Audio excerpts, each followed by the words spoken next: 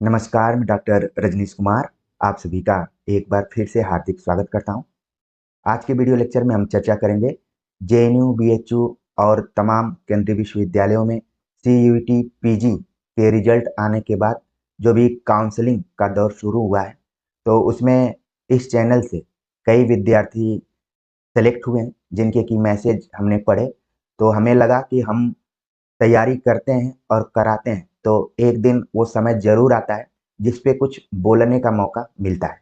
तो उस मौका को हमने सोचा कि नहीं छोड़ना है, आप सभी के साथ साझा करना है। जितने भी बच्चे सीयूईटी पीजी तैयारी में हमारे साथ जुड़े थे, लगभग उसमें से 90% बच्चों का लक्ष्य जेएनयू, बीएचयू, डीयू जैसे विश्वविद्यालयों में एडमिशन लेना था। तो वो दिन आ गया है। बच्चे मुझे मैसेज किए, उनके मैसेज पर भी मैं बात करूँगा, आपको दिखाऊँगा। और वो ऐसे बच्चे मैसेज किए जो कि अपनी सफलता और खुशी को शेयर करते हुए जब उनको ध्यान आया कि सर को भी बताना चाहिए, तो उन्होंने मैसेज किया। ढेर सारे बच्चे इस चैनल से सेलेक्ट हुए होंगे, मुझे पूरी उम्मीद है, लेकिन वो अपनी सफलता में अभी खुश हैं, मैसेज नहीं कर पाए। तो इस वीडियो लेक्चर के कमेंट्स बॉक्स में ज़रूर वो कमेंट करेंगे कि उनको कौन-सा विश्वविद्यालय मिला हुआ है। हालाँकि सीयूईटी पीजी में लगभग 50 के आसपास में केंद्रीय विश्वविद्यालयों की सूची बनाई गई थी, लेकिन टॉप के ही विश्वविद्यालय में बच्चे जाना चाहते हैं। तो अच्छा लगा कि जिस उद्देश्य से हम यहाँ पर जुड़े हुए हैं उस उद्देश्य में हम सफल हो रहे हैं। उन विद्यार्थियों के काम में आ रहे हैं जो विद्यार्थी सुदूर इलाके के हैं, जिनको गाइड करने वाला कोई नहीं है। तो हमने अपने जीवन में अच्छे-अच्छे विश्वविद्यालयों में जो भी पढ़ाई की, उसका अब मैं लोगों को ऋण के रूप में चुका रहा हूँ, तो अच्छा लग रहा है, काफ़ी अच्छा लग रहा है। और देखिए, जेएनयू, बीएचयू में जिन भी विद्यार्थियों का सिलेक्शन हुआ है, उनको तो बहुत-बहुत बधाई। लेकिन जिनका नहीं हुआ है, उनके लिए मैं कहूँगा कि अभी उनको हताश और निराश नहीं होना चाहिए। दिल्ली विश्वविद्यालय में जो भी कट ऑफ होती है, नीचे तक जाती है, क्योंकि उसमें अलग-अलग कॉलेज हैं और उन कॉलेजों को कंबाइन करके फिर विश्वविद्यालय के पीजी डिपार्टमेंट्स में क्लास चलता है। अब हो सकता है कि सिस्टम कुछ चेंज हुआ हो, तो आप अपने अनुसार देख लीजिए कि आपको कहाँ पर एडमिशन लेना है और आगे के लिए आप कहाँ से ठीक से पढ़ सकते हैं, ठीक है? जेएनयू में हो जाए, बीएचयू में हो जाए, डीयू में हो जाए, जामिया मिलिया में हो जाए, कोई दिक्कत नहीं है, अच्छे से आप पढ़ाई कर सकते हैं और जो भी आप अपने जीवन में लक्ष्य बनाए हुए हैं, उनको भी हासिल कर सकते हैं। अब हम बात करेंगे कि जो भी विद्यार्थी मैसेज किए थे, उनके मैसेज क्या रहे। यहाँ पर जो पहला मैसेज आया हुआ है कि सर मेरा जेएनयू में हो गया, थैंक यू, आपके चैनल से बहुत हेल्प मिली। एक विद्यार्थी ने मुझे मैसेज किया और मैं उनको बधाई देता हूँ और मैंने कहा, उनसे रिक्वेस्ट किया कि चैनल के बारे में लोगों को बताइएगा, क्योंकि ये चैनल आप ही लोगों का है। आप ही लोग इसके प्रचारक हैं, आप ही लोग सब कुछ हैं इसके। तो उन्होंने कहा कि बड़ा उनका क्यूट सा जवाब रहा कि पूरे फैमिली मेंबर से सब सब्सक्राइब कर दी हूँ सर चैनल को, बहुत लोगों का मोबाइल लेकर खुद से कर देती हूँ। तो ये देखिए जुझारूपन है विद्यार्थियों के अंदर, वो चाहते हैं कि ये चैनल आगे बढ़ता रहे और उन ऊँचाइयों को छुए जिस तरीके से आप अपनी ऊँचाइयों को छूना चाहते हैं। तो मैं फिर से आभार व्यक्त करूँगा और बधाई दूँगा कि जेएनयू में एडमिशन हो गया है, तो ये अभी शुरुआत है, पहला कदम है जो आप ऊँचाइयों की तरफ ले जा रहे हैं। अभी मंजिल दूर है, लेकिन वो मिलेगी अगर इसी तरीके से आप लगे रहेंगे तो। दूसरा मैसेज आया कि एक बार फिर बीएचयू में हो गया गुरुदेव, जनरल कोटे में दाखिला मिला है हिंदी साहित्य में। तो विद्यार्थी ने कमेंट किया, लेकिन उन्होंने इमोजी जो लगाया है वो रोने का लगाया है। मुझे जहाँ तक लग रहा है कि उनका लक्ष्य था कि उनको जेएनयू में एडमिशन मिल जाए। तो देखिए, जेएनयू और बीएचयू आज के दिन में, अगर मैं सन 2024 की बात करूं, तो दोनों ही विश्वविद्यालय एक से एक हैं। बस अंतर ये शहर का अंतर है, जहाँ पर बीएचयू वाराणसी में होने की वजह से थोड़ा-सा लोकेलिटी के प्रभाव में आता है और जेएनयू राजधानी में होने की वजह से थोड़ा वहाँ पर गति है और वो थोड़ा आपको आपके व्यक्तित्व निर्माण में बहुत अहम रोल निभाता है और कैंपस का असर तो पड़ता ही पड़ता है। तो निराश होने की ज़रूरत नहीं है, बीएचयू में ही आप मन लगाकर पढ़िए। आगे दरवाजे खुले रहेंगे, आप पीएचडी में जाएँगे या फिर आप चाहें तो एक बार और ट्राई कर सकते हैं। अगला जो मैसेज रहा कि सर आपके चरणों में कोटि कोटि प्रणाम, आपके निरंतर मार्गदर्शन एवं स्वाध्याय से हमारा चयन सीईटी पीजी हिंदी बीएचयू में हो गया है। आशा करता हूं कि आपकी कृपा हमेशा हम सब विद्यार्थियों पर बनी रहेगी। तो ये देखिए विद्यार्थियों के अंदर की आवाज है। मैं बार बार आप लोगों से कहता हूं कि आप इस चैनल का सहयोग लेते हुए अपने सेल्फ स्टडी को ध्यान में रखिए, स्वाध्याय को ध्यान में रखिए, तो निश्चित तौर पर आप उस सफलता तक पहुंच सकते हैं। हमारी कोशिश क्या है, मैं यहाँ पर देखिए आप लोगों को फ्री पढ़ाता हूँ। फ्री का मतलब केवल पैसे से नहीं है, बल्कि फ्री होकर पढ़ाता हूँ, बिना किसी दबाव के पढ़ाता हूँ। लेकिन हमारी कोशिश रहती है कि सिलेबस को कवर कर ले।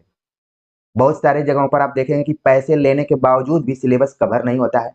बातें एडमिशन के समय कुछ हो ही रहती हैं और एडमिशन लेने के बाद कुछ होने लगता है।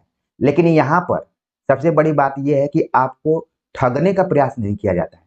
तमाम व्यस्तताओं के बावजूद आपकी परीक्षा के पाठ्यक्रम को ध्यान में रखते हुए प्रतिदिन मिलने की कोशिश की जाती है और आपकी जो भी सीटिंग प्लान है उसको बढ़ाने का प्रयास किया जाता है कि आप इस बहाने कुछ पढ़ें। वैसे भी हिंदी पढ़ने के लिए लोगों का मानना है, समाज में या सोसाइटी में आप देखेंगे कि हिंदी पढ़ने वाला कोई विषय नहीं है। इसको एक रात या फिर 10 दिन पहले कॉम्पिटिटिव एग्जाम के पहले हम तैयार करके जा सकते हैं। और कई चैनलों पर तो आपने देखा भी होगा कि फला परीक्षा की तैयारी 1 सप्ताह में करें, 10 दिन में करें। लेकिन जो भी विद्यार्थी सफल है यहाँ पर, वो इस चीज को महसूस कर रहे होंगे कि नहीं, ये भी उसी तरीके का एक विषय है जैसे और भी विषय। तो मैं इनको बहुत बहुत बधाई देता हूँ और मैंने मैसेज में बधाई भी दिया और फिर से इनसे रिक्वेस्ट किया कि चैनल के बारे में लोगों को बताते रहिएगा, क्योंकि ये मेरा विशेष आग्रह है कि अगर चैनल आगे ग्रो नहीं करेगा तो फिर मनोबल थोड़ा सा कम होता है। लेकिन अभी तक इस तरीके की नौबत नहीं आई है। चैनल अच्छे गति से ग्रो कर रहा है और आप लोगों का सपोर्ट भी है। तो बच्चे ने कहा कि जी सर मैं प्रयास करूंगा। अगला जो यहाँ पर मैसेज है, एक विद्यार्थी ने भेजा कि sir DAV post graduate college मिला है। यहाँ पर बीएचयू से रिलेटेड संबद्ध एक महाविद्यालय है, डीएवी पोस्ट ग्रेजुएट कॉलेज, जिसमें कि इनका एक तरीके से इनको काउंसलिंग के लिए बुलाया गया है। और इन्होंने एक सवाल भी पूछा कि सर डीएवी कॉलेज अच्छा रहेगा क्या, अभी सीट अलॉट नहीं की हूँ। मतलब ये यहाँ पर आप देख रहे हैं कि ये कोई ना कोई छात्रा है और वहाँ पर हॉस्टल है कि नहीं। तो देखिए पहले तो मैं इनको बधाई दूंगा और इनसे भी वही रिक्वेस्ट करूंगा कि चैनल को आप अपने परिचितों दोस्तों तक शेयर कीजिए, इसके बारे में बताइए। बाकी डीएवी पोस्ट ग्रेजुएट कॉलेज मिला है, वो भी बीएचयू के कॉलेजों में ठीक है। मतलब आगे मैं बताऊंगा कि कैसे आप पता करें कि कौन कॉलेज या विश्वविद्यालय ठीक है कि क्या है। ठीक है, तो पहले तो मैं बधाई दूंगा। और जहां तक हॉस्टल की बात है, तो मेरी जानकारी में, क्योंकि मैं बीएचयू में ग्रेजुएशन का छात्र जरूर था, तो वहां पर तो हॉस्टल है। लेकिन डीएवी में क्योंकि चीजें हर वर्ष बदलती जा रही हैं, तो मैं भी यहाँ पर हॉस्टल हो, अगर किसी विद्यार्थी को पता हो कि डीएवी में बॉयज और गर्ल्स हॉस्टल है, तो निश्चित तौर पर कमेंट करेंगे, जिससे कि इनको भी जानकारी हो जाए। पुख्ता जानकारी आप लोगों को देना है। अगला मैसेज आया कि बीएचयू मेन कैंपस मिला है भैया, thank you for Anurag Hindi academy का, और आपका बहुत ही धन्यवाद सर जी।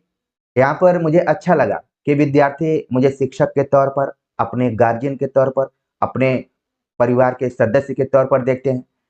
अच्छा लगा काफी कि यहाँ पर देखिए विद्यार्थी ने एक संबोधन का भी प्रयोग किया, भैया का संबोधन का प्रयोग, और फिर याद आया कि नहीं ये तो अभी सर जी हैं, तो दोनों का प्रयोग किया है। दोनों को मैं दिल से लेता हूँ और फिर से मैं बधाई देता हूँ कि आपका बीएचयू में हुआ है। ये आपके लिए सफलता की पहली कदम है और उस कदम का हम स्वागत करते हैं और आपको भविष्य के उज्जवलमय होने की कामना भी करते हैं। और साथ में चैनल के बारे में लोगों को बताते रहिएगा, इससे आप सभी से मैं आग्रह भी करता हूँ। तो एडमिशन हो गया है, इन्होंने कहा कि नेट जेआरएफ के लिए हम कैसे तैयारी करें इसके बारे में भी बताइए। तो चैनल पर एक से अधिक वीडियो मौजूद है आपकी तैयारी को लेकर ही, क्योंकि हम निश्चल तरीके से आप सभी को गाइडेंस करने की कोशिश करते हैं कि अगर आप में वो दृढ़ संकल्पता है, आपके अंदर वो मेहनत करने का जज्बा है, तो ये चैनल आपके लिए। आप अगर मनोरंजन करना चाहते हैं, आप अगर टाइम पास करना चाहते हैं, तो उसके लिए चैनल नहीं है। ठीक है, यहाँ पर गुरु गंभीर बातें की जाती हैं और एकदम से लक्ष्य को ध्यान में रखते हुए बातें की जाती हैं। आप लोगों ने इस चीज को फील भी किया होगा। एक दिन एक बच्चे ने कमेंट किया कि सर आप हास्य व्यंग भी करते हैं, मुझे इसका आभास नहीं था। तो चैनल पर मैं हास्य व्यंग करके क्या करूंगा, लेकिन अगर कभी आप मेरे साथ घंटे 2 घंटे व्यतीत करें तो आपको लगेगा कि इनके अंदर भी भरत मुनि के कई रस मौजूद हैं। ऐसा नहीं है कि ये एकदम से पत्थर बन चुके हैं, ऐसा नहीं है। तो मैं फिर से इस विद्यार्थी को मैं बधाई देता हूं कि आप अच्छे से एडमिशन लीजिए और पढ़ाई कीजिए। और यहाँ पर देखिए एक विद्यार्थी ने मुझे मैसेज किया कि मेरा वसंत कन्या महाविद्यालय में इनको एडमिशन मिला है और इन्होंने एडमिशन के साथ ही पूछ लिया कि यहाँ पर मैं एडमिशन लूँ कि नहीं, मेन कैंपस तो नहीं मिल पाया। तो इन मैसेजों के माध्यम से ये एक चीज तो निकल कर आ रही है कि विद्यार्थियों का मन कहीं था लेकिन नंबर की वजह से उनको कहीं मिल रहा है। तो ये तो उठक पटक जीवन में चलती रहती है, इससे हमें सीख ही लेना है। जहां तक वसंत कन्या महाविद्यालय की बात है तो ये भी बीएचयू से जुड़ा हुआ एक महाविद्यालय है और खासतौर से लड़कियों के लिए ही महाविद्यालय, इसमें लड़के नहीं पढ़ते हैं। अब मैंने इनको मैसेज जो किया है कि अब वहाँ फैकल्टी कैसी है उस पर निर्भर करेगा। बहुत बार देखने में ये आता है कि संस्थान बिल्डिंग से नहीं चलते हैं बल्कि उन व्यक्तियों से चलते हैं।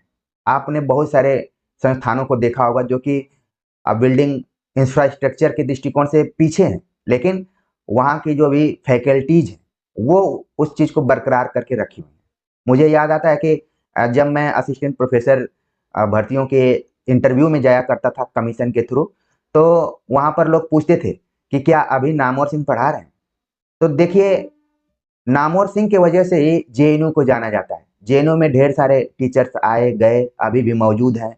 वो अपने को नामवर सिंह से भी बहुत आगे मान सकते होंगे, लेकिन एक बार जो चीजें आगे निकल गए और जिनके वजह से वजूद बन गया, अस्तित्व बन गया, तो फिर उनको मिटाना काफी मुश्किल होता है। आप याद कीजिए, आप जिस भी एरिया से होंगे वहां पर कुछ ऐसे व्यक्तित्व तो होंगे जिनके वजह से उस क्षेत्र को जाना जाता है। आप अगर गांव से होंगे तो फला का पूरा, ढेका का पूरा, इस तरीके से चलता है। तो अब वो फैकल्टी, आप लोग किसी भी कॉलेज में एडमिशन ले रहे हैं तो एक बार फैकल्टी के बारे में जरूर पता कीजिए कि कौन कौन फैकल्टी है, खासतौर से कॉलेज के लिए। वैसे तो नामवर सिंह का ही मैं एक लेख पढ़ रहा था, तो उन्होंने बताया कि यूरोप में एक मान्यता थी कि नो नॉलेज विदाउट कॉलेज। तो वो उस जमाने में मान्यता थी। अब कॉलेज हर जगह थोड़े से कमजोर से हुए हैं, लेकिन अभी भी कई जगहों पर अच्छे टीचर्स मौजूद हैं। उनसे कई गुना खराब तो आपको केंद्रीय विश्वविद्यालय में टीचर मिल जाएंगे। तो कहने का मतलब ये है कि पांचों उंगलियां बराबर नहीं होती हैं। आपको अपनी क्षमता को पहचानते हुए मेहनत तो करते रहना पड़ेगा, लेकिन वातावरण का काफी असर पड़ता है, तो उसका आपको लाभ उठाना है जेएनयू में जाकर, बीएचयू में जाकर, डीयू में जाकर। ठीक है, तो आप इन कुछ बिंदुओं को जरूर ध्यान में रखिए कि फैकल्टी कौन कौन है। ठीक है, अच्छी फैकल्टी होंगी तो कॉलेज में भी एडमिशन आप ले सकते हैं। और जहाँ तक मुझे पता है कि मैं आप लोगों से यहाँ पर जुड़ा हुआ हूँ, तो उस कमी को पूरा करने का प्रयास करता हूँ। एक तरीके से ये चैनल पूरक चैनल है, यानी कि अगर आपने जेएनयू में एडमिशन नहीं ले पाया, बीएचयू में नहीं पढ़ पाए, या फिर और भी किसी खास विश्वविद्यालय में नहीं पढ़ पाए, तो यहाँ पर बहुत सारी चीजें आप जान सकते हैं, समझ सकते हैं। आप किसी से पीछे नहीं रहेंगे, इसलिए सामान्य तौर पर आप एडमिशन ले लीजिए। अगर आप एकदम से चाहते हैं कि फला विश्वविद्यालय में ही पढ़ना है तो फिर आप दोबारा भी सोच सकते हैं। तो देखिए बीएचयू, जेएनयू समेत अन्य विश्वविद्यालयों की काउंसलिंग शुरू हो गई है। शायद ये फर्स्ट राउंड की अभी लिस्ट आई हुई है। तो विद्यार्थियों ने मैसेज किया तो मुझे लगा कि आप सभी से मैं शेयर करूं, ताकि पता चले कि अनुराग हिंदी एकेडमी न सिर्फ कॉम्पिटेटिव एग्जाम्स की तैयारी कराता है, बल्कि आपके अंदर हिंदी लिटरेचर की ओर से साहित्यिक दृष्टिकोण भी पैदा करता है। आप में एक अच्छे छात्र होने का गुण भी विकसित करता है। आप लोग खुद जिन जिन विश्वविद्यालयों और कॉलेजों में पढ़ेंगे तो आप तुलना करेंगे कि हम एक अच्छे चैनल से जुड़े हुए हैं, वहाँ पर बहुत सारी चीज़ें हम पढ़ते हैं, और जहाँ पर हमने एडमिशन लिया है वहाँ की पढ़ाई में कितना अंतर है, कितना लाभ मिल रहा है। जैसा कि मैंने बताया कि ये पूरक है। चूंकि मैं भी कार्यरत हूँ, तो पहले मेरी प्राथमिकता मेरा जो कर्म है वो है, इसके बाद है। फिर भी हमने कोशिश किया कि जितनी भी परीक्षाएं हमने दी अपने जीवन में, उनसे जुड़ी हुई चीजें अगर आप सभी को जरूरी लगेंगी तो मैं जरूर बताऊंगा। और हमने तो अपने जीवन में एक वसूल बनाया हुआ, एक नियम बनाया है कि 24 घंटे में 1 घंटे मुझे इस चैनल के लिए देना है, और उस चीज को मैं आगे बढ़ा रहा हूँ। बस जरूरत है कि चैनल के बारे में लोगों को बताते रहिएगा। और जितने भी विद्यार्थी यहाँ पर सेलेक्ट हुए हैं और जो नहीं सेलेक्ट हुए हैं, उनके लिए मैं इस समय निदा फाजली की कुछ शेर व शायरी पढ़ रहा हूँ। अगर मैं वो हिंदी में कहूँ तो कविताएं पढ़ रहा हूँ। तो आपको बस ध्यान में रखना चाहिए कि सफर में धूप तो होगी, जो चल सको तो चलो, सभी हैं भीड़ में तुम भी निकल सको तो चलो। तो इस प्रतिज्ञा के साथ आपको बढ़ना पड़ेगा, इस भीड़ में अपने अस्तित्व को बनाना पड़ेगा। तो उम्मीद है कि इन विद्यार्थियों से आपने कुछ प्रेरणा ली होगी। और अगर आगे आप सीवीटी पीजी की तैयारी करना चाहते हैं तो चैनल पर उसकी प्लेलिस्ट मौजूद है, और समय के अनुसार मैं इसकी तैयारी कराऊंगा, इसका मैं वादा करता हूं। तो मिलते हैं एक नए टॉपिक के साथ, तब तक के लिए नमस्कार।